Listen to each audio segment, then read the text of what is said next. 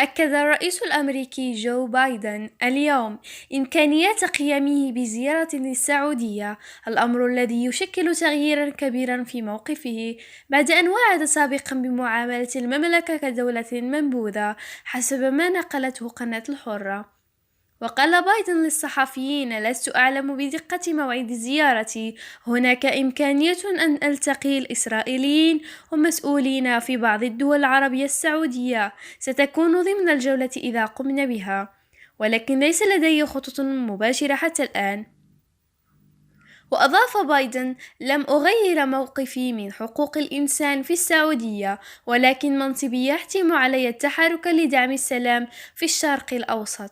وكانت صحيفة نيويورك تايمز قد تكهنت بزيارة بايدن للسعودية خلال الشهر الجاري. وكانت صحيفة نيويورك تايمز قد تكهنت بزيارة بايدن للسعودية خلال الشهر الجاري، وكتبت الصحيفة الأمريكية أن رئيس الولايات المتحدة قرر الذهاب إلى الرياض هذا الشهر لإعادة بناء العلاقات مع المملكة النفطية، بينما يسعى إلى خفض أسعار الوقود في الداخل وعزل روسيا دوليا.